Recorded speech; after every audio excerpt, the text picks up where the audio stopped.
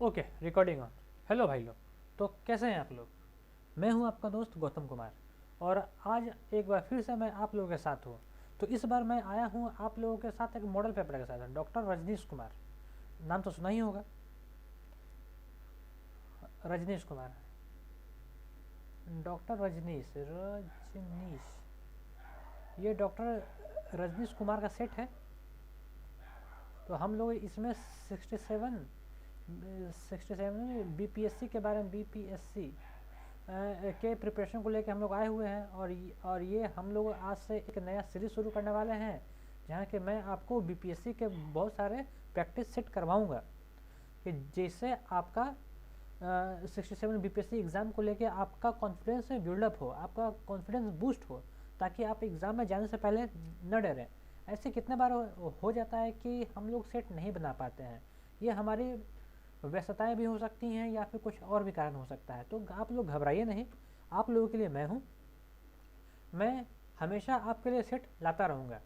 ये हमारी पहली सीरीज़ है। मैं इस सीरीज़ में कुल मिला के 15 सेट आपके सामने लेके आऊँगा, और जब ये 15 सेट कंप्लीट हो जाएगा तो मैं उसके बाद भी आपके सामने सेट लेके आता रहूँगा। तो आइए चलिए शुरू करते हैं, हम लोग इस सेट की शुरुआत करते हैं, है ना। चलिए एक मिनट को मैं शुरू करता हूँ। चलिए हम लोग शुरू करते हैं आज के सबसे पहले क्वेश्चन से। आज हमारा डे 1 है, तो ये हम लोग का प्रैक्टिस सेट 1 है, ठीक है। तो हम लोग यहीं से शुरू करते हैं। जो सबसे पहला क्वेश्चन है कि 9 अगस्त, क्वेश्चन का आप लोग ध्यान से पढ़िए।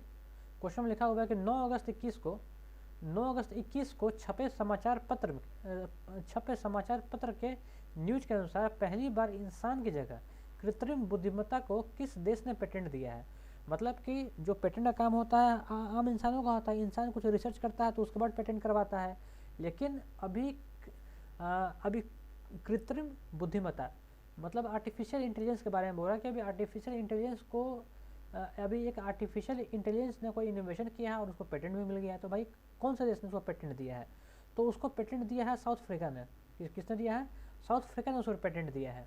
आगे चलते हैं, हमारा अगला है 17 जून 2021 को इंस्टीट्यूट फॉर इकोनॉमिक पीस द्वारा जारी वैश्विक शांति सूचकांक 21 में भारत का स्थान कौन सा है? तो इसमें भारत का 135वां स्थान रहा है इसमें। हमला और आगे चलते हैं, हमारा अगला क्वेश्चन। तो हमारा अगला क्वेश्चन है कि Institute for Peace Economic and Peace द्वारा जारी वैश्विक शांति सूचकांक 2021 में प्रथम स्थान पर कौन सा देश रहा है? तो देखिए ये क्वेश्चन वही है, पहले स्थान पर कौन रहा ये पूछ रहा है। और जो सूचकांक जारी हुआ इसमें हम लोग 135वें स्थान पर हैं। तो पहले स्थान पर कौन है? तो इसमें पहले स्थान पर है आइसलैंड। कौन है? आइसलैंड इसमें पहले स्थान पर है, और हम लोग 135वें स्थान पर हैं। आगे चलते हैं, अगला है वह प्रथम देश जिसने मई 21 में सिंथेटिक कैनबिडोट्स पर प्रतिबंध लगा दिया है। वो कौन सा देश है? तो वो कौन सा देश हो सकता है, आप बताइए। तो वो देश है चीन। तो चीन ने अभी सिंथेटिक कैनबिडोट्स पर अभी ये लगा दिया है, बैन लगा दिया है। अब वो ये उसके देश में नहीं आएगा। और आगे चलते हैं, है ना। और आगे चलते हैं, तो हमारा अगला क्वेश्चन है कि आप मुझे बताइए कि देश का सबसे बड़ा तैरता सौर ऊर्जा संयंत्र जो कि 100 मेगावाट का होगा, इसे कहाँ स्थापित किया जाएगा? अभी इसे कहाँ स्थापित किया जाएगा जरा मुझे बताइए। तो इसको स्थापना किया जाएगा रामगुंडम तेलंगाना में स्थापित किया जाएगा। आगे बढ़ते हैं, दुनिया का प्रथम शिप टनल का निर्माण किस देश में किया जाएगा? दुनिया का पहला शिप टनल का निर्माण कहाँ पे किया जाएगा? तो अब ये जो सवाल है इसका आंसर होने वाला है नॉर्वे में किया जाएगा। जो पहला शिप टनल है उसका निर्माण नॉर्वे में किया जाएगा। आगे बढ़ते हैं, देश का प्रथम लिथियम रिफाइनरी किस राज्य में स्थापित किया जाएगा? अभी लिथियम रिफाइनरी को स्थापित किया जाना, ये कहाँ पे स्थापित किया जाएगा? तो ये स्थापित किया जाएगा आपके गुजरात में पहला लिथियम रिफाइनरी स्थापित किया जाएगा। चलिए आगे चलते हैं, हमारा अगला है कि भारत का प्रथम चंदन संग्रहालय कहाँ स्थापित किया जाएगा? भारत का चंदन संग्रहालय कहाँ स्थापित किया जाएगा? तो इसे स्थापित किया जाएगा मैसूर में। कहाँ पे? मैसूर, कर्नाटक में। आगे बढ़ते हैं, श्री नरेंद्र मोदी ने 18 फरवरी 2021 को किस राज्य में महाबाहु ब्रह्मपुत्र का शुभारंभ किया है? वो ये उनका एक इनिशिएटिव है जिसे उन्होंने शुरू किया है। तो ये शुरू किया गया है असम में। आगे बढ़ते हैं। 30 जून 2021 को विश्व स्वास्थ्य संगठन ने किस देश को मलेरिया मुक्त घोषित किया है? तो अभी मलेरिया मुक्त कौन सा देश हो गया है? तो वो भी चीन हो गया मलेरिया मुक्त। आगे बढ़ते हैं, ठीक है। मई 21 में सबसे पहले किस देश ने मई 21 में सबसे पहले किस देश ने 12 वर्ष से अधिक आयु के बच्चे को कोविड-19 महामारी का टीका लगाना शुरू कर दिया है? तो ये शुरू कर दिया है, कौन सा होगा आंसर जल्दी बताइए। तो इसका है कनाडा। कनाडा है इसका सही आंसर। कनाडा ने अभी 12 वर्ष से 12 वर्ष से अधिक उम्र के बच्चों को उसने अपने देश में टीका लगाना शुरू कर दिया है। अगला है, एक मिनट में थोड़ा ऊपर कर ले तो उसको हम लोग आगे चलते हैं। हाँ, तो देखिए हमारा अगला क्वेश्चन है कि कहाँ पर भारत का पहला खाद्य एटीएम स्थापित किया गया? तो पहला खाद्य एटीएम शुरू किया गया गुरुग्राम में। आगे चलते हैं। बीसीसीआई ने हाल ही में भारतीय महिला क्रिकेट टीम के नए मुख्य कोच के रूप में किसे नियुक्त किया है? तो यह है रमेश पवार को महिला क्रिकेट टीम का कोच नियुक्त किया गया है। आगे, अंतर्राष्ट्रीय बुकर पुरस्कार 2021 किसे दिया गया है? तो अभी जो अंतर्राष्ट्रीय बुकर पुरस्कार 2021 का जो पुरस्कार दिया गया है डेविस डियोप को दिया गया है। आगे, सर्वोच्च न्यायालय सैन्य the Legion of the Merit पुरस्कार 2020 पुरस्कार किसे दिया गया है? तो ये दिया गया है नरेंद्र मोदी को। किसे? नरेंद्र मोदी को दिया गया। आगे बढ़ते हैं। देश का सबसे ऊंचा क्रिकेट ग्राउंड कहाँ बनाया जाएगा? तो देश का जो सबसे ऊंचा क्रिकेट ग्राउंड वो बनाया जा रहा है हिमाचल प्रदेश में। तो कहाँ? इसका जो सिस्लू लाहौल स्फीति, थोड़ा नाम है यही का नाम है। चलिए ठीक है, आगे बढ़ते हैं, ठीक है ना। आगे बढ़ते हैं। अगला क्वेश्चन कितना बात है? 17, सॉरी आगे। अगला क्वेश्चन नंबर 17 यहाँ पे है। मैं थोड़ा जूम कर लूँ, थोड़ा सा शो हो रहा है इसके साथ। हाँ चलिए ठीक है। जो हमारा अगला क्वेश्चन है, हाँ, आप मुझे बताइए कि विश्व रक्तदाता दिवस हम लोग कब मनाते हैं? विश्व रक्तदाता दिवस कब मनाते हैं? तो हम लोग इसे मनाते हैं 14 जून को। 14 जून को हम लोग विश्व रक्तदाता दिवस मनाते हैं। आगे बढ़ते हैं। 14 जून 21 को बिहार से जीआई प्रमाणित जर्दालू आम की पहली खेप को निर्यात कौन से देश में किया गया था? मतलब बिहार से जर्दालू आम किसी देश में भेजा गया था। तो कहाँ भेजा गया था? वो भेजा गया था यूके में। वो यूके में भेजा गया था, इंग्लैंड भेजा गया था। आगे बढ़ते हैं। जून 21 में किस देश की संसद ने एक कृत्रिम द्वीप के निर्माण को मंजूरी दे दिया है? मतलब कि कोई देश है जो कि अपने यहाँ कृत्रिम आइलैंड बना रहा है। तो वो कहाँ पे है भाई? तो इसका सही आंसर होने वाला है डेनमार्क अपने यहाँ कृत्रिम आइलैंड बना रहा है। आगे बढ़ते हैं। 3 जून 21 को केंद्रीय मंत्री नरेंद्र सिंह तोमर ने किस राज्य में स्थापित Indus base mega food park का उद्घाटन किया है? तो ये उद्घाटन किया गया छत्तीसगढ़ में। कहाँ पे किया गया है? छत्तीसगढ़ में ये उद्घाटन किया गया है।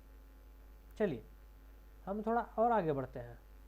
तो अगला क्वेश्चन है कि 2 जून 2021 के हिडेलबर्ग सीमेंट ने किस देश में वर्ष 2030 तक विश्व का पहला कार्बन न्यूट्रल सीमेंट स्थापित करने की घोषणा की है? ये सीमेंट कहाँ पे कार्बन न्यूट्रल प्लांट लगाने के बारे में सोच रहा है? तो अभी ये सोच रहा है स्वीडन में। कहाँ सोच रहा है? स्वीडन में वो सोच रहा है कि पहला कार्बन न्यूट्रल प्लांट लगाए। आगे बढ़ते हैं। निम्न में से किस देश के राष्ट्रपति ने विदेशी मुद्रा संकट के चलते खाद्य आपातकाल की घोषणा कर दी है? तो ये है श्रीलंका। श्रीलंका ने अपने देश में उनके पास विश्व मुद्रा भंडार नहीं बचा, इसलिए उन्होंने खाद्य आपातकाल की घोषणा कर दी अपने यहाँ पर। आगे बढ़ते हैं। भारत का पहला राज्य जिसने न्यूनतम कार्बन उत्सर्जन के लिए संयुक्त राष्ट्र पर्यावरण कार्यक्रम UNEP से समझौता कर लिया है, तो भाई वो कौन सा राज्य है? सबसे पहला राज्य। तो इसका जो सबसे सही आंसर होने वाला है कौन हो सकता है? जल्दी बताओ। इसका है अपना बिहार है इसका आंसर। आगे बढ़ते हैं। तो आगे बढ़ते हैं कि ऑक्सफैम रिपोर्ट के अनुसार कोविड-19 के दौरान हुए लॉकडाउन में भारतीय अरबपतियों की संपत्ति में कितने प्रतिशत वृद्धि देखी गई है? तो ये वृद्धि हुआ 35%। जितना भी अरबपति है भारत का, उसका 35% उन सब का संपत्ति बढ़ गया है। यहाँ लोगों के पास खाने को नहीं था, उन लोग अपना संपत्ति बढ़ा रहे थे। आगे बढ़ते हैं। अब IOC भारत में कहाँ प्रथम ग्रीन हाइड्रोजन प्लांट स्थापित करेगा? आईओसी भारत में कहाँ पहला ग्रीन हाइड्रोजन प्लांट स्थापित करेगा? तो जो आईओसी करने वाला है ये मथुरा में ग्रीन हाइड्रोजन प्लांट का स्थापना करने वाला है। आगे बढ़ते हैं और अगला है, नीचे आ जाओ। हाँ, अगला है सूर्य का सबसे निकट का ग्रह कौन सा है? बताइए, ये तो बहुत आसान सा क्वेश्चन है। अगला क्वेश्चन अब सबको क्वेश्चन साइंस जियोग्राफी से पूछा जाएगा। तो सूर्य का सबसे निकट ग्रह कौन सा है? जल्दी बताओ कौन सा है? मरकरी। मरकरी को हम लोग क्या बोलते हैं? बुध बोलते हैं ना। मरकरी को हम लोग बुध बोलते हैं। यही, आगे बढ़ते हैं। 1 डिग्री अक्षांश का मान कितना होता है? मतलब लगभग कितना होता है? 1 डिग्री अक्षांश का मान लगभग 111 होता है, 111 किलोमीटर। एक वर्ष में अधिकतम कितना ग्रहण हो सकता है? तो एक वर्ष में अधिकतम 7 ग्रह लग सकते हैं, 7 ग्रहण लग सकते हैं। ठीक है, आगे बढ़ते हैं। अगला लिखा हुआ है कि एलबुर्ज ज्वालामुखी किस देश में स्थित है? एलबुर्ज ज्वालामुखी कौन से देश में स्थित है? तो ये है जॉर्जिया में। एलबुर्ज ज्वालामुखी जॉर्जिया में स्थित है। आगे, मेसेटा का पठार स्थित है। मेसेटा का पठार कहाँ पर स्थित है? तो मेसेटा का पठार स्थित है स्पेन में। कहाँ पे? स्पेन में। चलिए थोड़ा सा और आगे चलते हैं, थोड़ा पीडीएफ ऊपर कर लेता हूँ। स्पेन में मेसेटा का पहाड़ स्थित है। चलिए अगला है कि निम्न में कौन ठंडी स्थानीय हवाएं हैं? निम्न में से कौन सी ठंडी स्थानीय हवाएं हैं? तो जो ठंडी स्थानीय हवा है वो है मिस्ट्रल ठंडी स्थानीय हवा है। आगे बढ़ते हैं। ग्रेट बैरियर रीफ कहाँ स्थित है? मतलब कहाँ पे है, किसके समीप है? तो ये है ऑस्ट्रेलिया के पास है ग्रेट बैरियर रीफ। दक्षिण गंगोत्री कहाँ पे स्थित है? तो ये है अंटार्कटिका में स्थित है दक्षिण गंगोत्री। आगे, यूरोप की एक पर्वत श्रृंखला है आल्प्स। यूरोप का पर्वत श्रृंखला को आल्प्स बोलते हैं। दक्षिण अमेरिका की सबसे बड़ी नदी कौन सी है? तो वो अमेजन दक्षिण अमेरिका की सबसे बड़ी नदी है। ठीक है, थोड़ा सा और आगे चलते हैं। चलिए, तो आप बताइए कि बिहार राज्य में अवस्थित निम्न देशांतरों के मध्य, मतलब कि बिहार का बिहार किस देशांतर के पास में है? यह है 84 से 86, लगभग 84 से 88, 84 डिग्री पूर्व से 84 डिग्री 88 डिग्री पूर्व तक ये स्थित है। आगे बढ़ते हैं। चलिए और आगे चलते हैं। तो मैं इसे जूम कर लूँ। ठीक है, अब सही है। तो मैं नीचे ले आता हूँ, तब हम आगे शुरू करने वाले हैं। तो जल्दी आ जा भाई, समय नहीं है। चलिए अगला क्वेश्चन है, सोन नदी किस शहर से होकर बहती है? सीन नदी, गलती हो गया है। सीन नदी कहाँ से होकर बहती है? सीन। तो सीन नदी बहती है पेरिस फ्रांस से होकर। सीन नदी पेरिस से होकर बहती है। आगे बढ़ते हैं। सुएज नहर जोड़ती है भाई, सुएज नहर किसको जोड़ती है? जल्दी बताइए, सुएज नहर आखिर किसको जोड़ती है? तो ये भूमध्य सागर और लाल सागर को जोड़ती है। सुएज नहर भूमध्य सागर और लाल सागर को जोड़ती है। आगे, ओजोन परत बनाता है। क्या बनाता है भाई? ओजोन परत क्या बनाता है? तो ये बनाता है पृथ्वी की सतह से बताता है कि पृथ्वी की सतह से 15 से 20 किलोमीटर ऊपर के वायुमंडल की परत है। यहाँ उसके ऊपर वायुमंडल का परत है, इसका सही आंसर ये होगा। पृथ्वी की सतह से 15 से 20 किलोमीटर के ऊपर के वायुमंडल की परत बनाता है। आगे बढ़ते हैं। समुद्र तल पर पृथ्वी के केंद्र के सबसे निकट स्थान कौन सा है? समुद्र तल पर पृथ्वी के केंद्र के सबसे निकट स्थान कौन सा है? मतलब कि समुद्र का वो स्थान, ठीक ना, समुद्र का वो स्थान जो कि पृथ्वी के तल से सबसे पास में हो, तो वो कौन सा स्थान है? बताइए। तो इसका सही आंसर होने वाला है उत्तरी ध्रुव। उत्तरी ध्रुव समुद्र के तल से सबसे पास में है। आगे देखते हैं। चलो तो ऊपर हो जाओ। हाँ, थोड़ा सा और ऊपर, थोड़ा सा और ऊपर। चलो ठीक है। तो अगला है, ठीक ना, एस्पेरांटो। ये यहाँ देखो, एस्पेरांटो क्या है? एस्पेरांटो क्या है? जल्दी बताओ, आखिर एस्पेरांटो है क्या? तो मैं बताता हूँ कि एस्पेरांटो क्या है। तो जो एस्पेरांटो है विश्व भाषा के रूप में कार्य करने के लिए बनाई गई एक कृत्रिम भाषा है। जो एस्पेरांटो एक ग्लोबल लैंग्वेज है, जो कि जिसका भी विकास किया जा रहा है कि जो कैसे इंग्लिश एक ग्लोबल लैंग्वेज है, उसी तरीके से एस्पेरांटो को भी ग्लोबल लैंग्वेज बनाया जा रहा है, लेकिन ये कृत्रिम है, से बनाया गया है। आगे बढ़ते हैं। भूमध्य सागर का प्रकाश स्तंभ किसे कहा जाता है? भूमध्य सागर का प्रकाश स्तंभ किसे कहा जाता है?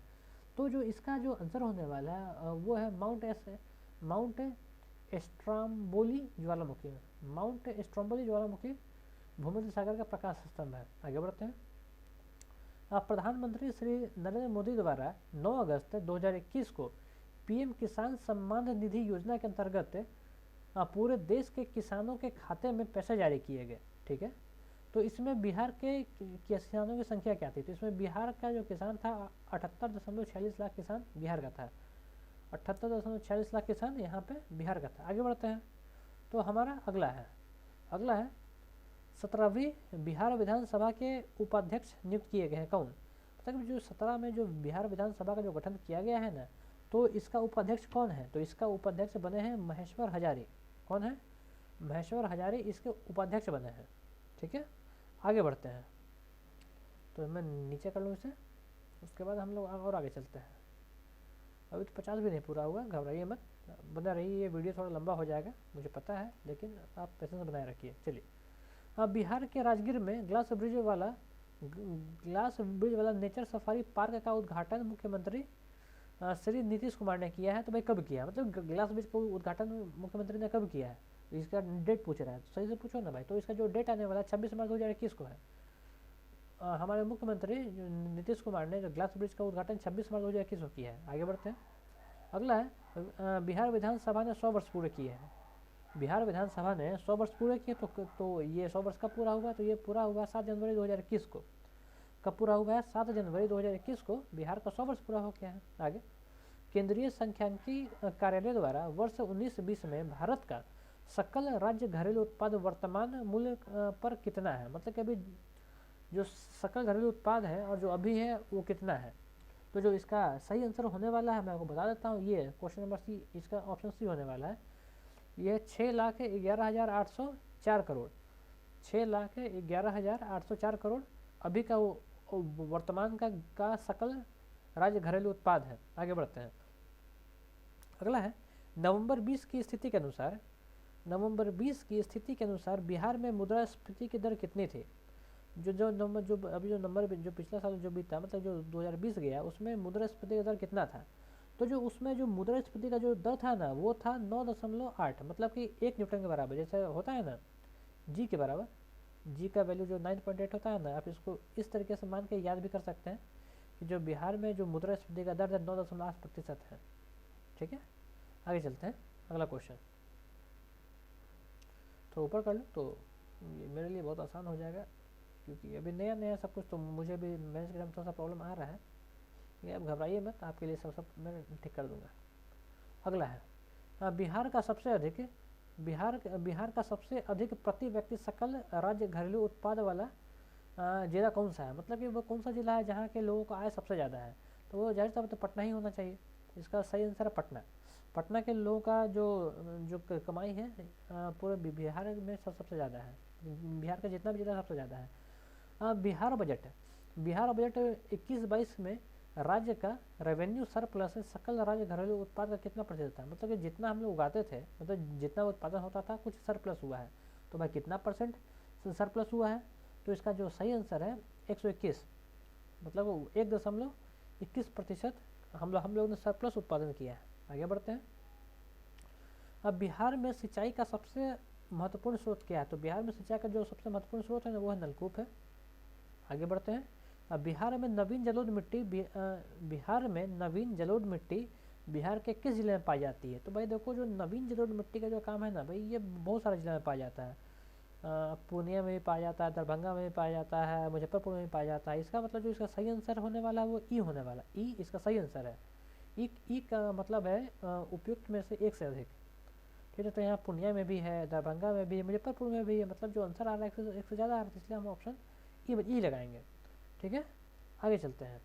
तो मैं इसको ऊपर कर लूँ, चलो ठीक है।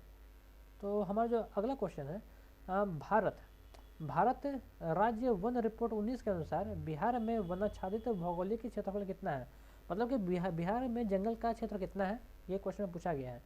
तो बिहार में जंगल का क्षेत्र कितना हो सकता है? आपको तो पता होना चाहिए, नहीं पता है तो हम आपको बताते हैं।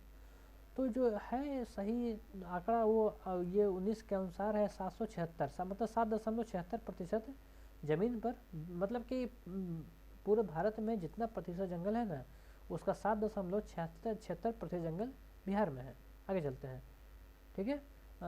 सोमेश्वर का पहाड़ का जो श्रेणी है, ठीक है ना, उसका जो सर्वोच्चतम चोटी है उसका ऊंचाई कितना है? सोमेश्वर पर जो पहाड़ का जो श्रेणी है उसका जो सबसे टॉप चोटी है उसका ऊंचाई कितना है? तो जो उसका ऊंचाई बताया गया है उसका ऊंचाई है 874 मीटर। कितना है? 874 मीटर उसका ऊंचाई है, ठीक है। आगे बढ़ते हैं, हमारा अगला है, अगला रुको पहले तो बड़ा कर लेते हैं, ऐसा पता ही नहीं चलेगा कि हम लोगों ने कहाँ पे है। मैं थोड़ा जूम कर लूँ, चलो अब ठीक है, थोड़ा नीचे आ जाओ, आ जाओ आ जाओ आ जाओ आ जाओ आ जाओ आ जाओ। हाँ आगे चलिए शुरू करते हैं हम लोग। तो हमारा अगला क्वेश्चन है, अगला क्वेश्चन जो बोल रहा है ना कि वर्ष 2020 में 2020 में 12वीं बिहार विधानसभा चुनाव में निर्वाचित महिलाओं की संख्या क्या थी? मतलब कि अभी जो 2020 में जो इलेक्शन हुआ था ना, तो इसमें कितनी महिला चुनकर आई थी? तो कुल मिला के 26 महिला थी जो कि चुन के आई थी। कुल मिला के 26 महिला यहाँ पे चुन के आई थी। आगे बढ़ते हैं, चलो। किस शासक के काल में शैलेंद्र वंश के शासक ने नालंदा में एक बौद्ध मठ का स्थापना करवाया था? मतलब कि शैलेंद्र वंश का एक शासक था, ठीक है ना, शैलेंद्र वंश का एक शासक था जिसने नालंदा में बौद्ध मठ का स्थापना करवाया था। तो वो किस काल का था? तो ये काल मैं आपको बता देता हूँ। तो ये काल था उस वक्त देवपाल का।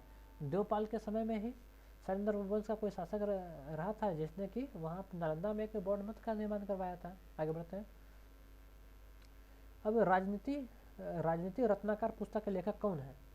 राजनीति रत्नाकर पुस्तक के लेखक कौन है? तो ये इसके लेखक है चंदेश्वर है जो इस पुस्तक के लेखक हैं। आगे बढ़ते हैं, बिहार से प्राप्त मौर्य काल के अभिलेखों की लिपि क्या है? मतलब कि यहाँ पे जो भी मौर्य काल का जो अभिलेख मिला है उसका लिपि क्या है? तो उसका लिपि ब्राह्मणी। बिहार से जो भी मिला है उसका लिपि ब्राह्मणी है। आगे बढ़ते हैं, तुगलक काल में बिहार की राजधानी क्या थी? तो तुगलक काल के समय में बिहार की राजधानी बिहार शरीफ थी। तुगलक काल में जो बिहार की राजधानी बिहार शरीफ थी। और आगे चलते हैं, हमारा अगला क्वेश्चन है, बिहार के शेख भिखारी संबंधित है। बिहार के शेख भिखारी संबंधित है किससे? तो ये संबंधी है 1857 के विद्रोह से। बिहार का शेख भिखारी संबंधित है 1857 के विद्रोह से, ठीक है। आगे चलते हैं, चलिए थोड़ा मैं ऊपर कर लेता हूँ, चलिए ठीक है इतना। अगला है,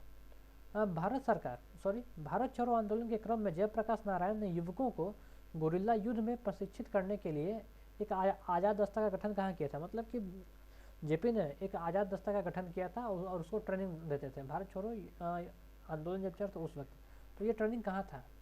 तो ये उनका ट्रेनिंग सेंटर कहाँ था? तो वो था नेपाल में, क्योंकि भारत में तो कुछ कर नहीं सकते थे, इसलिए भारत के बाहर उन्होंने नेपाल में अपना ट्रेनिंग सेंटर बनाया हुआ था। आगे चलते हैं, हमारा अगला है, अब बिहार में पहली बार 20 जुलाई 1937 को श्री कृष्ण सिंह के नेतृत्व में कांग्रेसी सरकार बनी। विधानसभा के अध्यक्ष कौन निर्वाचित किए गए? तो विधानसभा के अध्यक्ष नियुक्त किए गए राम दयालु सिंह विधानसभा के अध्यक्ष बने।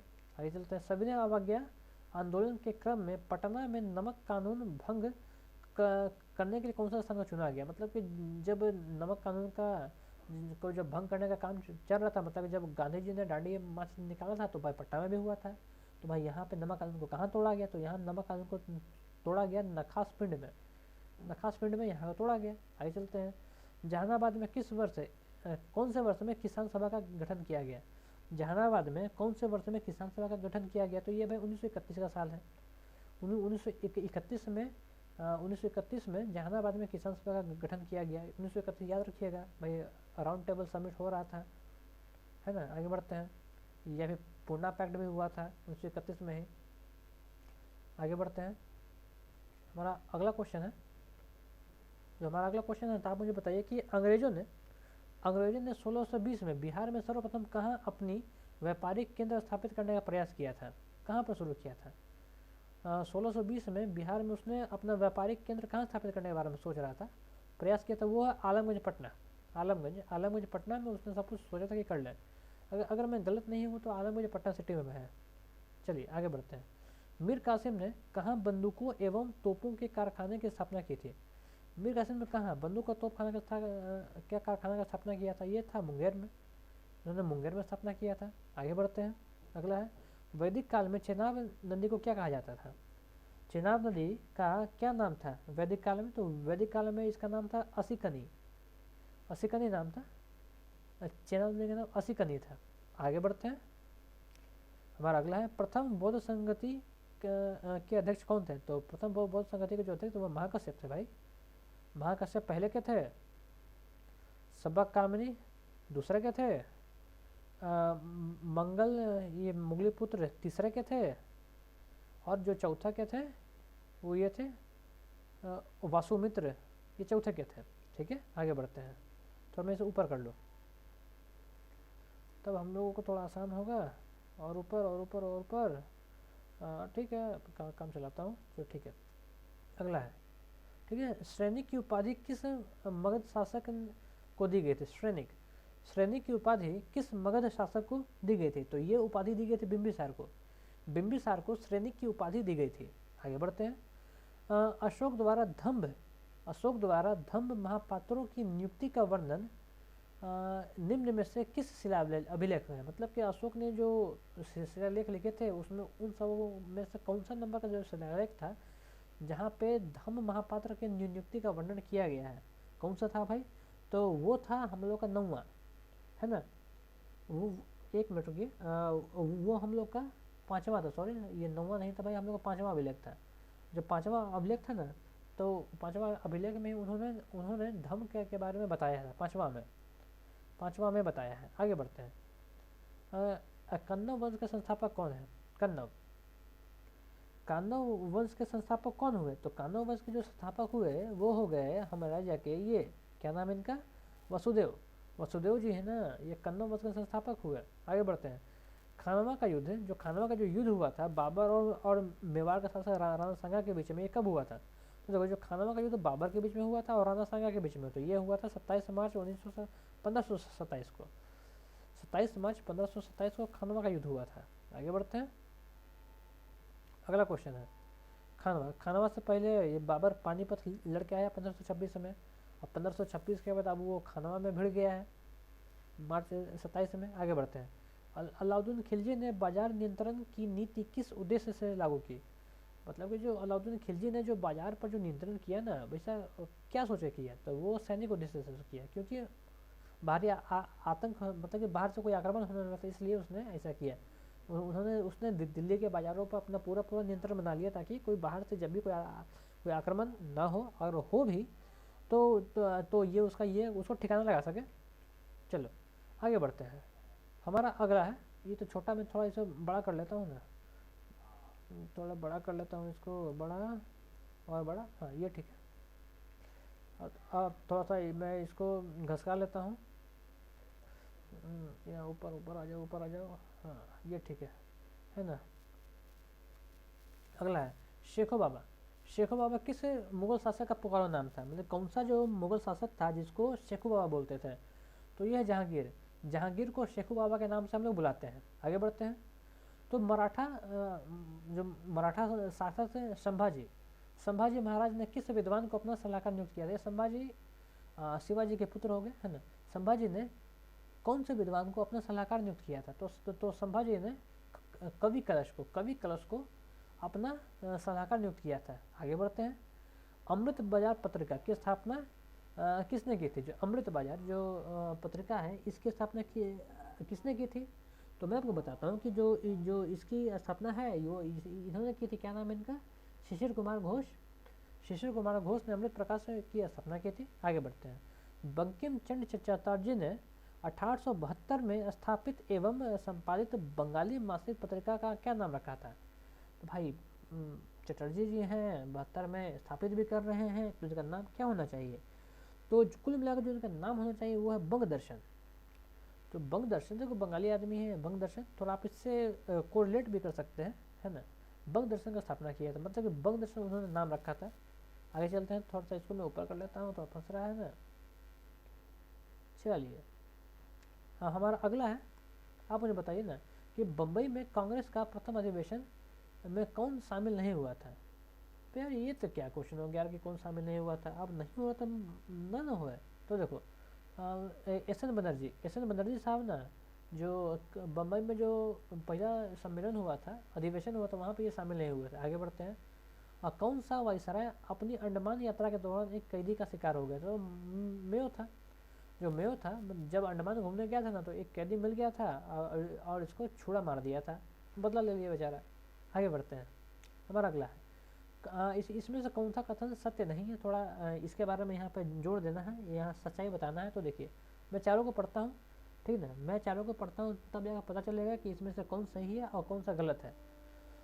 तो देखिए अमृत बाजार पत्रिका तो शुरू में एक बंगाली समाचार पत्र था। हाँ एकदम सही बात है कि शुरू में ये बंगाली समाचार पत्र था, लेकिन 1878 में वर्नाकुलर प्रेस एक्ट को मात करने के लिए ये पूर्ण रूप से अंग्रेजी का समाचार पत्र बन गया। हाँ एकदम सही बात है, ये एकदम सही है। आगे बढ़ते हैं। हिंदू की स्थापना GS अय्यर तथा वीर राघवाचारी ने की थी। हाँ एकदम सही बात है, ये किया था। मराठी समाचार पत्र संजीवनी की स्थापना 1893 में हुई थी। नहीं ये नहीं हुआ था, मराठी की इसी में नहीं हुआ था। आगे बढ़ते हैं। बम्बई टाइम्स 1861 में टाइम्स ऑफ इंडिया हो गया। हाँ ये भी सही है, ये भी सही है, मतलब कि जो ऑप्शन सी है ये गलत है। चलिए आगे बढ़ते हैं, चलिए थोड़ा सा ऊपर कर लो। चलिए मुझे ये बताइए कि स्वदेशी आंदोलन के क्रम में बंगाल केमिकल स्वदेशी स्टोर की स्थापना किसने की थी? मतलब कि देखो अभी दवा का दुकान खुल रहा है, जब स्वदेशी आंदोलन चल रहा है तो उस वक्त एक दवा का दुकान खुल रहा है, तो उसका स्थापना किसने किया था? उसका स्थापना किया था इन्होंने, पीसी राय ने इसका स्थापना किया था। आगे बढ़ते हैं। भारत छोड़ो आंदोलन के दौरान 9 अगस्त 1942 को कांग्रेस के सभी बड़े नेताओं को गिरफ्तार कर लिया गया था। अंग्रेजों ने इस ऑपरेशन को क्या नाम दिया था? तो अंग्रेजों ने इसको दिया था ऑपरेशन 0 आवर। मतलब कि कुछ होने से पहले ही जितना भी बड़का लोग उसको उठा लो, अगर उठा लोगे तब आंदोलन बहुत ज़्यादा भड़केगा नहीं, हिंसक नहीं होगा। अगर गांधी जी ने पूरा व्यवस्था करके रखा था, है ना। चलिए आगे बढ़ते हैं। अगला है, चलिए भारतीय सुधार संघ की स्थापना 1870 में किसने की थी? आप बताओ भाई, बीपीएससी है, क्वेश्चन पूछता है। अच्छा किसने की थी? तो ये की थी केशव चंद्र सेन ने। भारतीय सुधार संघ की स्थापना 1870 में केशव चंद्र सेन ने की थी। चलो आगे बढ़ते हैं। थियोसोफिकल सोसाइटी ने भारत में कब और कहाँ अपना मुख्यालय बनाया? मतलब थियोसोफिकल सोसाइटी ने भारत में मुख्यालय कहाँ बनाया? तो ये बनाया अडियार में। अडियार ये मद्रास में पड़ता है। 1882 में जो थियोसोफिकल सोसाइटी है मद्रास में आया, अडियार नामक जगह पर, वहाँ पर अपना बना लिया। आगे बढ़ते हैं। देवबंद विचारधारा के किस विद्वान ने राष्ट्रीय आंदोलन में महत्वपूर्ण भूमिका निभाई? देवबंदी कौन था इसमें? हाँ ये थे, अबुल कलाम आजाद था जो कि देवबंदी थे। आगे बढ़ते हैं। शारदा मणि कौन थे? कौन थी? शारदा मणि कौन थी? तो ये हाँ रामकृष्ण परमहंस की पत्नी थी। ये रामकृष्ण परमहंस की पत्नी थी। चलो आगे बढ़ते हैं। चलो थोड़ा सा और ऊपर हो जाओ भाई, क्योंकि तुम बहुत नीचे हो और जूम करने के चक्कर में बहुत छोटे पड़ जाते हैं। थोड़ा सा और नीचे। हाँ चलो ठीक है। हमारा अगला है, आप मुझे बताइए कि भारत में कम्युनिस्ट पार्टी और राष्ट्रीय स्वयं सेवक संघ की स्थापना कब हुई? मोटा मोटी यही क्वेश्चन है ना, कि मतलब कि कम्युनिस्ट पार्टी के बारे में पूछ रहा है और आरएसएस के बारे में पूछ रहा है कि सबका स्थापना कब हुआ। तो दोनों का स्थापना 1925 ईस्वी में ही हुआ है। 25 में कम्युनिस्ट पार्टी भी आया और आरएसएस भी 25 में ही आया। आगे बढ़ते हैं। भारतीय राष्ट्रीय कांग्रेस के किस अधिवेशन में राष्ट्रीय आर्थिक नीति, मूल्य अधिकार, सार्वभौमिक वैश्य मताधिकार पारित किया गया? अभी कौन सा वहाँ पर अधिवेशन हो रहा था जब ये सब कुछ पारित किया गया? तो ये सब कुछ हुआ कराची में। कराची के अधिवेशन में ये सबको पारित किया गया। कौन था? आर्थिक नीति को, मूल अधिकार को, सार्वभौमिक वैश्यता के मताधिकार को पारित किया गया। आगे बढ़ते हैं, है ना। आगे बढ़ते हैं। आप मुझे बताइए कि द्वितीय सविनय अवज्ञा आंदोलन की शुरुआत कब हुई? अच्छा, द्वितीय सविनय अवज्ञा आंदोलन की शुरुआत कब हुई? तो इसकी शुरुआत हुई जनवरी, कहाँ गया? हाँ जनवरी, 3 जनवरी 1932 में हुई इसकी शुरुआत। आगे बढ़ते हैं। भारत छोड़ो आंदोलन के समय में भारत छोड़ो आंदोलन के समय में ब्रिटेन के प्रधानमंत्री कौन थे? तो उस वक्त उसके प्रधानमंत्री चर्चिल थे, है ना। उस वक्त उसके प्रधानमंत्री चर्चिल थे। आगे बढ़ते हैं थोड़ा सा और, उस वक्त चर्चिल ही थे। आगे बढ़ते हैं। हमारा जो अगला क्वेश्चन है वो है मैं देश की बालू से ही कांग्रेस से भी बड़ा आंदोलन खड़ा कर दूंगा। भाई ये अब इतना बड़का बात कौन आदमी बोल दिए? कौन बोल दिया भाई मैं देश की बालू से ही कांग्रेस से भी बड़ा आंदोलन खड़ा कर दूंगा? तो ये बोला हुआ है महात्मा गांधी का। महात्मा गांधी ने ये बात बोला है, पता नहीं उन्होंने कब बोला, वो तो खुद कांग्रेसी थे भाई, कब बोल दिया उन्होंने? ये तब का बात होगा, हो सके जब वो पार्टी में नहीं होंगे। आगे बढ़ते हैं भाई, मेरा तो ऐसा सोचना है, आप क्या सोचते हैं इसके बारे में प्लीज़ बताइए। आगे चलते हैं। ओहो ये थोड़ा बड़ा है, मतलब सॉरी छोटा है, इसको बड़ा करते हैं। हाँ ये ठीक है। चलिए, जो हमारा अगला जो सेक्शन है वो है सामान्य विज्ञान से, ठीक ना। अब यहाँ पर सामान्य विज्ञान का क्वेश्चन हम लोग पढ़ेंगे। चलिए, आप मुझे बताइए कि लंबाई की न्यूनतम इकाई क्या है? लंबाई की न्यूनतम इकाई क्या है? तो जो लंबाई की जो न्यूनतम इकाई है ना वो है फर्मी मीटर। फर्मी सबसे छोटी इकाई है। फर्मी के बाद एंगस्ट्रॉन आता है, फिर नैनो आता है, फिर माइक्रोन आता है। पहले फर्मी, फिर एंगस्ट्रॉन, फिर नैनो, फिर माइक्रोन। -15, ये शायद -10, -9, -6। आगे बढ़ते हैं। निम्नलिखित में से कौन सा सुमेलित नहीं है? इसमें से कौन सा सही नहीं है? पायरोमीटर उच्च दाब पर, हाँ एकदम सही है। एनेमोमीटर वायु के चाल को एकदम सही है। अमीटर विद्युत धारा को, ठीक है। टेकोमीटर नहीं, टेकोमीटर दाबांतर को थोड़ा करता है। जो टेकोमीटर है वो स्पीड को मेजर करता है, या फिर आप उसको एक्सेलरेशन बोल सकते हैं। चलिए, वॉशिंग मशीन का कार्य सिद्धांत, मतलब वॉशिंग मशीन कौन से सिद्धांत पर कार्य करता है? तो ये काम करता है अपकेंद्रन पर, अपकेंद्रन का सिद्धांत पर काम करता है। आगे बढ़ते हैं। निम्नलिखित में से किसने न्यूटन से पहले ही बता दिया था कि सभी वस्तुएं पृथ्वी को आकर्षित होती हैं? भाई ऐसा कौन थे भाई? किन्होंने बता दिया था कि न्यूटन से पहले कि सभी वस्तुएं पृथ्वी की ओर आकर्षित होती हैं? ये बताया था ब्रह्मगुप्त ने। ब्रह्मगुप्त ने न्यूटन से पहले ही बता दिया था कि जितनी भी वस्तुएं हैं ना वो पृथ्वी की ओर आकर्षित होती हैं। ये ब्रह्मगुप्त ने बताया था। आगे बढ़ते हैं। चलिए, हमारा अगला है, जो अगला है ना, वायु में थोड़ी देर रखने पर किस धातु में हरे रंग के बेसिक कार्बोनेट की परत जम जाती है? मतलब कि कौन सा धातु का हवा में खुला छोड़ देंगे ना तो हवा से संपर्क करके वो कार्बोनेट बना लेती है, वो भी हरा रंग का। तो हरा तो तांबा ही होता है, मतलब कि तांबा का कार्बोनेट हरा होता है, इसलिए यही आंसर होगा। आगे बढ़ते हैं। कच्चे फलों को कृत्रिम रूप से पकाने के लिए प्रयोग में लाए जाने में कौन सी गैस है? तो कच्चा फल को पकाने के लिए हम लोग एथिलीन का यूज करते हैं। जो भी कच्चा फल को पकाने के लिए एथिलीन का यूज करते हैं। आगे बढ़ते हैं। विस्फोटक नाइट्रोग्लिसरीन क्या है? तो नाइट्रोग्लिसरीन एक तरह का ईस्टर है ना भाई, एक तरह का नाइट्रोग्लिसरीन ईस्टर है। आगे बढ़ते हैं। विकास का कारण क्या है? तो विकास का कारण क्या है, इसको हम क्या बोले? जो विकास का जो कारण है उसके बारे में आपको तुरंत बताते हैं। इसका आंसर होगा वंशानुगत नहीं, पीढ़ी से पीढ़ी अनुकूलन, ये सही है। पीढ़ी से पीढ़ी जो अनुकूलन होता है ना उसी को हम लोग विकास का कारण बोलते हैं। आगे बढ़ते हैं, थोड़ा सा ऊपर कर ले इसको। चलिए, तो हमारा अगला है, तो अगला है ना, जस्ते से एक बर्तन पर विद्युत लेपन की विधि। मतलब कि हम लोग को एक विद्युत लेपन करना है, तो आप बताइए कि कैसे होगा? तो देखो, विद्युत लेपन करना है जस्ता से, बहुत अच्छा बात है भाई। तो देखो, जस्ता का विद्युत लेपन करना है तो जिसका विद्युत लेपन करना होता है उसको पॉजिटिव बना देते हैं, जिसके ऊपर करना होता है नेगेटिव बना देते हैं। अब देखो, जस्ता पॉजिटिव कहाँ पे है? मतलब कि जस्ता यहाँ बर्तन, यहाँ पे लिखा हुआ है ना, जस्ता को धन ध्रुव बनाया जाता है। मतलब कि हम लोग यहाँ जस्ता को पॉजिटिव बना देते हैं और जिसको करना है उसको नेगेटिव बना देते हैं, क्योंकि जस्ता ऊपर आ रहा है ना, क्योंकि जस्ता उसके ऊपर चढ़ा है तो इसलिए उसको पॉजिटिव मान लिए। अब बर्तन नीचे रहेगा इसलिए बर्तन को नेगेटिव मान लिए। चलिए आगे बढ़ते हैं। मोमेंटम, पदार्थों के संवेग और वेग के अनुपात से कौन सी भौतिक राशि प्राप्त की जाती है? अब जरा बताइए कि कौन सी भौतिक राशि प्राप्त की जाती है पदार्थ के संवेग और वेग के अनुपात से? तो थोड़ा ऑप्शन देखते हैं। वेग, त्वरण, और उसके अलावा और कौन सा है भाई ऑप्शन? अब जो अगला जो ऑप्शन द्रव्यमान, हाँ ये आंसर सही है कि जो इसका जो सही आंसर होगा द्रव्यमान। हम लोग को द्रव्यमान मिलता है। हाँ हम लोग को क्या मिलता है? हम लोग को द्रव्यमान मिलता है। अब है बल। अब बल गुणनफल है किसका, बल F बराबर ma होता है ना, मास इंटू एक्सेलरेशन। मास यहाँ पे द्रव्यमान और यहाँ पे द्रव्यमान और अत्वरण होता है। आगे बढ़ते हैं। अब बताइए कि इसमें वेक्टर कौन नहीं है, इन समूह में से वेक्टर कौन नहीं है। वेक्टर नहीं है मतलब स्केलर है ना, वेक्टर नहीं है तो स्केलर है, तो स्केलर कौन नहीं है, तो आयतन, आयतन जो है ना ये स्केलर है, आयतन स्केलर है। आगे बढ़ते हैं।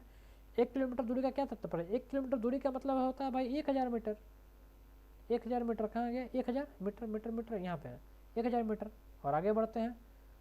अब त्वरण ज्ञात करने का सही सूत्र क्या है, अब त्वरण ज्ञात करना है तो ए, ठीक है। अब हमको त्वरण ज्ञात करना, थोड़ा चारों फार्मूला तो एक बार देख लेते हैं। v बराबर देखो जो एक फार्मूला होता है क्या फार्मूला होता है, v बराबर वी किसा कौन सा सही होगा यार, तो पता नहीं चल रहा है। बहुत इजी क्वेश्चन है भाई। तो जो इसका जो सही आंसर होगा इसका ये होगा, सही आंसर ये वाला है। v बराबर u प्लस 80, ये फार्मूला होता है। v बराबर u प्लस 80 ये फार्मूला है, लिखा जाओ सही से, हाँ ये फार्मूला होता है। तो इस फार्मूला से ही इसको बनाया गया है। वही मैं सोच रहा हूँ कि इसका आंसर आ क्यों नहीं रहा है यार। आगे बढ़ते हैं, चलिए। हाँ ठीक है, चलो। तो हमारा जो अगला क्वेश्चन है आप मुझे ये बताइए कि दो उत्तरोत्तर शुंग अथवा दो उत्तरोत्तर गर्त के बीच की दूरी को क्या कहते हैं। मतलब इसका कहने का मतलब ये है कि देखो मैं यहाँ पे लिख रहा हूँ, कोई इशू नहीं होना चाहिए क्योंकि इसे तो मैंने कंप्लीट कर दिया है। कहाँ पर बनाऊँ, चलो यहीं पर बनाऊँ, ये ठीक है। यहाँ पे ये बोला गया मतलब कि यहाँ ये जो ये और ये इसका जो लेंथ है इसको क्या बोलते हैं। तो भाई ये जो वेव है इसको क्या बोलेंगे, तो ये इसको हम बोलेंगे वेव लेंथ। यहाँ से यहाँ तक का दूरी को एक वेवलेंथ का दूरी को वेवलेंथ बोलेंगे। फिर यहाँ से यहाँ तक का जो दूरी होगा उसको भी वेवलेंथ बोलेंगे। आगे बढ़ते हैं, इसका सही आंसर है वेवलेंथ। आगे बढ़ते हैं। निम्नलिखित में से हार्मोनों में से कौन सा एक स्त्रीलिंग हार्मोन है। अच्छा, कौन सा स्त्रीलिंग हार्मोन है, तो एस्ट्रोजन एक स्त्रीलिंग हार्मोन है। आगे बढ़ते हैं। मानव में शरीर में निम्नलिखित भागों में से किस एक में शुक्राणु डिंब को निषेधित करती है। मतलब कि जो पुरुष है, ठीक ना, स्त्री के कौन से भाग में अपने शुक्राणु को निषेचित करता है, तो वो है हाँ ये है डिंब वाहिनी नली। डिंब वाहिनी नली में शुक्राणु को निषेचित किया जाता है। आगे बढ़ते हैं। मानव हार्मोन जो इंसुलिन है, इंसुलिन का उत्पत्ति कहाँ होता है, मतलब हम लोग शरीर में इंसुलिन कहाँ बनता है, तो वो बनता है अग्नाशय में। हम लोग अग्नाशय में इंसुलिन बनता है। आगे बढ़ते हैं। वह कौन सा निम्नलिखित में से कौन सा तत्व पौधे के विकास के लिए आवश्यक नहीं है। मतलब इसमें से कौन सा तत्व है जो पौधे के विकास के लिए आवश्यक नहीं है, तो इसका सही आंसर कैल्शियम हो जाएगा, है ना, कैल्शियम हो जाएगा। क्योंकि कैल्शियम से हड्डी बना होता है और पौधों में हड्डी होता नहीं है, तो इसलिए भाई हड्डी लेके पौधा क्या करेगा, है ना, पौधा हड्डी लेके क्या करेगा। आगे बढ़ते हैं। और अगला है ये है, छोटा है थोड़ा, मैं इसको बड़ा कर लेता हूँ। 1 मिनट, चलो। हाँ ये बड़ा हो गया, थोड़ा मैं इसको खींच के नीचे ले आता हूँ। चलो हाँ ये, हाँ चलो ठीक है। अगला क्वेश्चन है, निम्नलिखित में से कौन सा बायोडीजल पौधा है। बायोडीजल पौधा कौन है, तो रतनजोत एक बायोडीजल पौधा है। और आगे चलते हैं। अब जो हम लोग क्वेश्चन शुरू हो रहा है भारतीय राज्य व्यवस्था से, मतलब पॉलिटिक्स हम लोग का क्वेश्चन शुरू हो गया है। तो देखिए, भारतीय संविधान के किस अनुसूची में केंद्र राज्य के बीच शक्तियों के बंटवारे के संबंध में दिया गया। मतलब कि देखो हम लोग को पता है कि एक समवर्ती सूची होता है जहाँ की केंद्र और राज्य के बीच में शक्तियों का बंटवारा, वहाँ पे तो जो विभाजन के बारे में बात करता है, तो इसके बारे में बताइए। तो भैया कौन सी अनुसूची के तहत इसका बंटवारा किया गया है, तो है 7वीं अनुसूची। तो 7वीं अनुसूची के तहत केंद्र और राज्य के बीच में शक्तियों का बंटवारा होता है। आगे बढ़ते हैं। भारतीय संविधान में विधि द्वारा निर्धारित प्रक्रिया किस देश के संविधान से ली गई है। मतलब कि विधि कहाँ लिखा हुआ, विधि द्वारा निर्धारित प्रक्रिया, जो हम लोगों ने जो अपना संविधान बनाया, तो संविधान में हम लोगों ने बहुत सारी चीज़ें बहुत से अलग अलग देशों से ली हैं, है ना। तो ली है, तो उसी में से एक चीज़ है कि विधि द्वारा निर्धारित प्रक्रिया। विधि द्वारा निर्धारित प्रक्रिया को हमने कहाँ से लिया है, तो इसको हम लोग लिया है कनाडा से। कनाडा से हम लोग को लिया है विधि द्वारा निर्धारित प्रक्रिया, मतलब कि यहाँ पे जो भी काम होगा पहले विधि के द्वारा ही किया जाएगा। इसको हमने कनाडा से लिया है। आगे बढ़ते हैं। हमारा अगला है, भारतीय संविधान के किस अनुच्छेद में वर्णित है, मतलब कि कौन से अनुच्छेद में लिखा हुआ है कि किसी भी व्यक्ति को एक ही अपराध के लिए एक से अधिक बार दंड नहीं दिया जा सकता। ये कहाँ पे लिखा हुआ है, जरा इसके बारे में बताइए। तो ये लिखा हुआ है 20 के दूसरा में, मतलब कि 20वां अनुच्छेद के भाग 2 में, अनुच्छेद 20 के भाग 2 में ये लिखा हुआ है कि कोई भी अपराधी को एक सजा के लिए, मतलब एक अपराध के लिए 2 बार दंड नहीं दिया जा सकता है। आगे बढ़ते हैं। अगला है, तो नीचे आ जाओ। हाँ, अगला है ना, तो सर्वोच्च न्यायाधीश के अवकाश ग्रहण करने का आयु सीमा, मतलब जो सुप्रीम कोर्ट का जो जज होता है वो रिटायर कब होता है, 65 वर्ष की आयु में रिटायर हो जाता है। आगे बढ़ते हैं। तो भारत में एक नियंत्रण महालेखक परीक्षक होगा, यह संविधान के कौन सा अनुच्छेद में वर्णित है। भाई कौन सा अनुच्छेद में है, जल्दी बताइए। तो ये अनुच्छेद है जाके कौन सा होना चाहिए, 148 होना चाहिए। 148 अनुच्छेद 148 में वर्णित है कि हम लोग के यहाँ पे एक महालेखा परीक्षक होगा, महालेखा परीक्षक होगा। आगे बढ़ते हैं। अब आप मुझे बताइए कि किस संविधान संशोधन के द्वारा दादर और नगर हवेली को भारतीय संघ में शामिल किया गया। भाई वो कौन सा संविधान संशोधन था, तो वो था 10वां संविधान संशोधन। 10वां संविधान संशोधन के तहत दादर और नगर हवेली को भारत में शामिल कर लिया गया। आगे बढ़ते हैं। वर्तमान में लोकसभा का गठन किस गणराज्य के आधार पर किया जाता है, मतलब किस जनगणना के आधार पर किया जाता है ना। तो अभी तो लेटेस्ट जो जनगणना हुआ था वो 2011 में हुआ, तो उसके बाद तो हुआ ही नहीं है। तो जो अभी का गठन है ये 1971 के हिसाब से होता है। 1971 में जो जनगणना किया गया था उसी के हिसाब से अभी भी लोकसभा के सीटों का बंटवारा होता है। चलिए आगे बढ़ते हैं। जो हमारा जो अगला क्वेश्चन है ना, लेखा अनुदान क्या है। लेखा अनुदान क्या है, तो इसका जो सही आंसर होगा ये है, ये बजट पारित लंबित होने के कारण निधि आवंटन हेतु। जब बजट को, मतलब कि हमेशा फरवरी में बजट आता है 1 या 2 फरवरी का, उसमें कोई देर हो जाए तो उसी को हम लोग लेखा अनुदान कहते हैं, है ना। आगे बढ़ते हैं, आगे चलते हैं। तो उसके लिए थोड़ा उधर चलना पड़ेगा, तो इसको पकड़ के आओ इधर लाओ। चलिए हमारा जो अगला क्वेश्चन है, तो भारतीय संविधान का कौन सा अनुच्छेद है, भारतीय संविधान का कौन सा अनुच्छेद है संवैधानिक प्रावधानों की संघीय संसद विधायक पालिकाओं द्वारा बनाए गए कानूनों पर प्राथमिकता प्रदान करता है। थोड़ा यार क्या क्वेश्चन है, तो इसका जो सही आंसर है 245। मैं फिर से पढ़ता हूँ ना। भारतीय संविधान का कौन सा अनुच्छेद, मतलब वो कौन सा अनुच्छेद है, ठीक है ना, वो कौन सा अनुच्छेद है कि जिसके बारे में बोल रहा है कि संवैधानिक प्रावधानों की संघीय विधान पालिकाओं के द्वारा बनाए गए नियमों को प्राथमिकता देता है। मतलब कि यहाँ का जो नियम को प्राथमिकता देने के बात है वो कौन सा अनुच्छेद में बोला गया है, तो वह है 45। अगला है गणित। देखो मैं मैथ्स के क्वेश्चन को सॉल्व नहीं करने जा रहा हूँ, आप एक क्वेश्चन देख लीजिए और आपको खुद से सॉल्व कीजिए। ये मेरा क्वेश्चन है, आप एक देख लीजिए और खुद से सॉल्व कीजिए, क्योंकि मैथ इजी मैथ पूछा जाता है, आप आसान से बना सकते हैं। ठीक है, आप चाहे तो स्क्रीनशॉट ले सकते हैं, मैं इसे ऊपर करता जा रहा हूँ। ठीक है, सब कुछ सही चल रहा है, सही चल रहा है, सही चल रहा है। और आगे चलते हैं।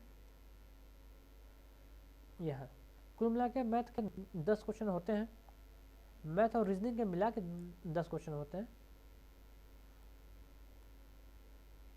है ना।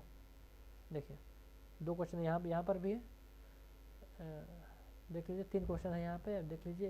एक बार आप स्क्रीनशॉट ले लीजिए। उसके बाद मैं आगे चलता हूँ भारतीय अर्थव्यवस्था से। चलिए अब मैं आगे चल रहा हूँ अर्थव्यवस्था में।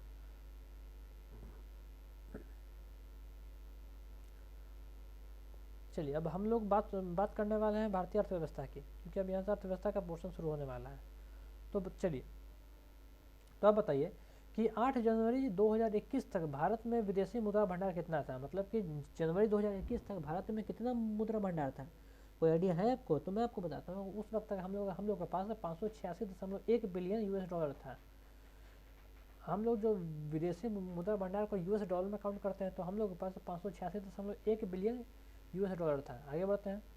आर्थिक समीक्षा 2020-21 भारत सरकार के अनुसार सितंबर 20 तक सर्वाधिक विदेशी मुद्रा भंडार धारक में विश्व में भारत का कौन सा स्थान था, मतलब कि जो कौन से देश के पास जो मुद्रा भंडार सबसे अधिक है, जो उसका लिस्ट बना, तो उस लिस्ट में हम लोग कहाँ पर हैं, उस लिस्ट में हम लोग का कितना नंबर, तो उस लिस्ट में जो हम लोग का जो नंबर है वो है 5वां नंबर, हम लोग उसमें 5वें नंबर पर हैं भाई। आगे बढ़ते हैं। जून 21 में भारत ने किस देश में भारतीय आम संवर्धन प्रक्रिया की शुरुआत की है? अभी हम लोगों ने कहाँ पे इसका शुरुआत किया है? जून 21 में भारत ने किस देश में भारतीय आम संवर्धन कार्यक्रम की शुरुआत की है? तो ये किया है बहरीन में। हम लोग बहरीन गए और वहाँ पे कार्यक्रम की शुरुआत की, जिसका नाम था भारतीय आम संवर्धन कार्यक्रम।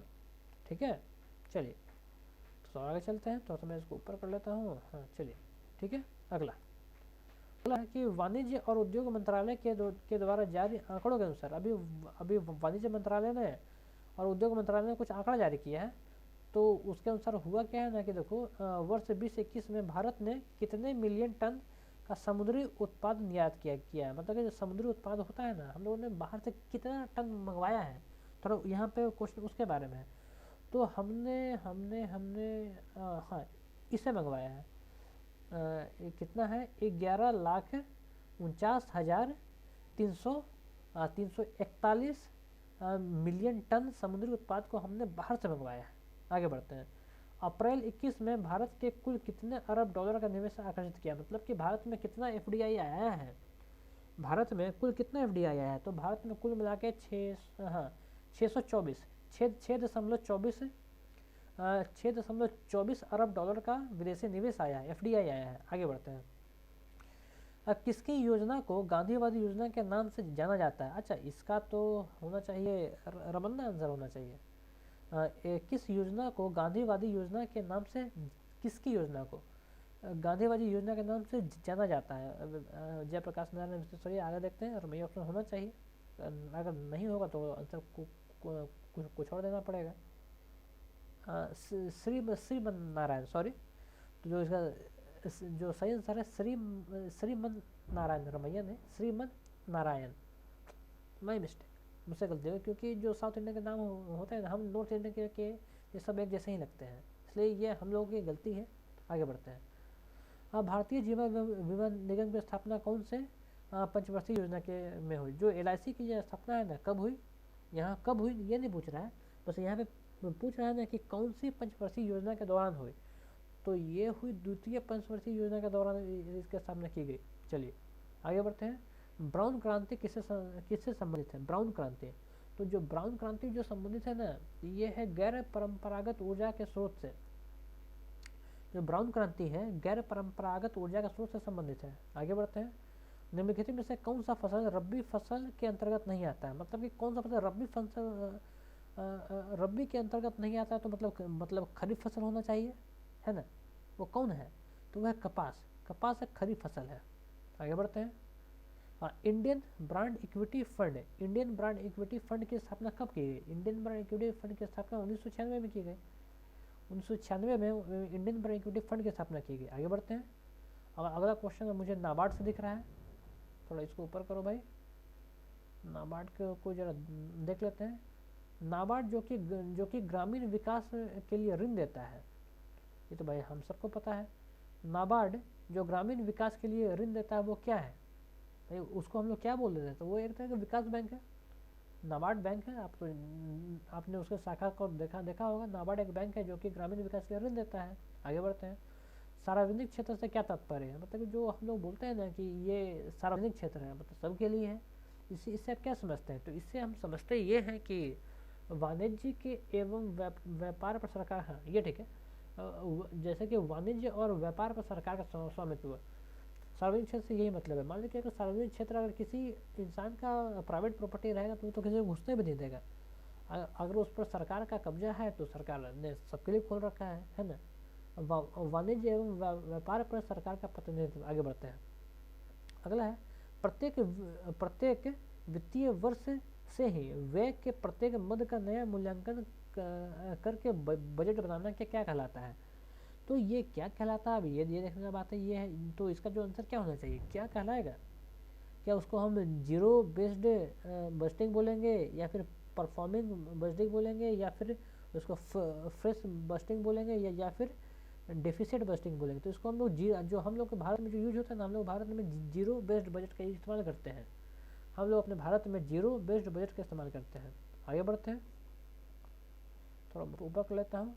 तो विविध शुरू हो गया, मतलब कि अब आखिरी स्टेज में गाड़ी पहुँच गया है। ग्रे बुक किस देश का सरकारी दस्तावेज है। ग्रे बुक, जैसे हम लोग कहाँ श्वेत पत्र चलता है, उसी तरीके से जो ग्रे बुक कहाँ चलता है, तो ग्रे बुक चलता है इसमें से कहीं पर भी नहीं। इसका सही आंसर आप मुझे कमेंट बॉक्स में कमेंट करके बताइए कि ग्रे बुक कहाँ का है। ये आपकी ड्यूटी है, ये एक क्वेश्चन मैं आपके ऊपर छोड़ रहा हूँ। आगे बढ़ते हैं। आप मुझे बताइए कि ताश किस देश की समाचार एजेंसी है। ताश मतलब कौन सा देश में ताश वहाँ का समाचार एजेंसी है, तो ये है रूस का। रूस में ताश चलता है, ताश वहाँ के समाचार एजेंसी है। आगे चलते हैं। अगला बड़ा हो जाए भाई, हाँ ये बड़ा हो गया, थोड़ा नीचे भी आ जाओ, और नीचे और नीचे और नीचे। हाँ चलो ठीक है, इतना ठीक है। चलो अगला है नेपियर संग्रहालय कहाँ है। नेपियर, अब मुझे बताइए कि नेपियर संग्रहालय कहाँ है। तो नेपियर संग्रहालय ये तिरुवनंतपुरम में है।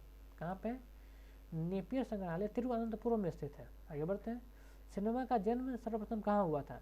सिनेमा सबसे पहले कहाँ पे आया, तो सिनेमा सबसे पहले पहले पहले पहले पेरिस में आया। सिनेमा सबसे पहले पेरिस में आया, ठीक है। आगे बढ़ते हैं। राष्ट्रीय विज्ञान संग्रहालय परिषद कोलकाता की स्थापना कब हुई। राष्ट्रीय विज्ञान संग्रहालय परिषद की परिषद कोलकाता की स्थापना कब हुई। तो इसकी जो स्थापना हुई ना, इसकी स्थापना 72 में हुई। 1972 में राष्ट्रीय विज्ञान संग्रहालय की परिषद कोलकाता की स्थापना हुई। आगे बढ़ते हैं। भारतनाट्यम किस राज्य का नृत्य है, मतलब भारतनाट्यम कौन से राज्य से आता है, या फिर कौन से राज्य का नृत्य है। तो ये तमिलनाडु से आता है, तमिलनाडु से आता है भारतनाट्यम, है ना। आगे बढ़ते हैं। राष्ट्रीय एटलस तथा विषयक मानचित्र संगठन स्थित है, मतलब कि जहाँ भी एटलस और मानचित्र का जो संगठन है, या फिर इसका जो ऑफिस है, या फिर इस सबका प्रकाशन है, कहाँ से होता है। तो ये इसका शुरुआत होता है कोलकाता से। सब चीज़ कोलकाता से ही आता है, मतलब जो राष्ट्रीय एटलस है, जो एटलस का मुख्यालय भी कोलकाता में है, और यह विषयक मानचित्र संगठन स्थित है कोलकाता में। सब कुछ कोलकाता में है। तो चलिए भाई, हम लोग का ये 15 सेट यहीं पे ख़त्म होता है। तो आज के सेट के लिए मैं जो मैंने कट ऑफ रखा है पहले, अभी तो पहला दिन है, तो मैं उम्मीद करता हूँ कि आप 150 में से आप कम से कम 90 में कट ऑफ एक्सपेक्ट कर रहा हूँ। हालांकि 90 कट ऑफ बहुत कम है, मुझे पता है। जनरल कैटेगरी के लिए मैं कट ऑफ को बढ़ाऊँगा, लेकिन धीरे धीरे, है ना, धीरे धीरे बढ़ाऊँगा। मैं चाहता हूँ अभी 90 कट ऑफ 90 कट ऑफ अभी के लिए सही है। जैसे जैसे ये गाड़ी हमारी आगे बढ़ेगी, हम लोग 90 से ऊपर भी जाएंगे। तो मैं चाहता हूँ कि आप लोगों के सामने एक आंसर के रख देता हूँ, ठीक है, आप इसको बाद में भी देख सकें। तो ये है हम लोग का आंसर की। मैं थोड़ा सा आप, ताकि आप स्क्रीन शॉट ले लीजिए। कहाँ गया, हाँ ये है आंसर की, आप इसका स्क्रीन शॉट ले लीजिए। ये है, ये सब आंसर की है, सब आंसर किया ना, एक बार देख लीजिए, आप स्क्रीन शॉट ले लीजिए। तो आप मुझे बताइए कि आपको हम लोग का आपको ये वीडियो कैसा लगा। भाई हम लोग को बहुत ज़्यादा मेहनत लगा है, और मैं ये सेट अभी कंटिन्यू रखूँगा जब तक हम लोग का एग्ज़ाम नहीं आ जाता है। एग्ज़ाम आने तक हम लोग ये कोशिश करेंगे कि वीक में 2 या 3 सेट हम लोग लगा लें, जिससे कि हम लोग का परफॉर्मेंस अच्छा हो जाएगा, ठीक है ना। तो आप यूँ ही हमारे साथ बने रहिए। अगर आपको कोई भी डिमांड हो तो आप हमें बता सकते हैं कि हमें ये चीज़ चाहिए, वो चीज़ चाहिए, ठीक है ना। तो प्लीज़ आप हमारे साथ बने रहिए, हमें अच्छा लगेगा। चलिए ठीक है।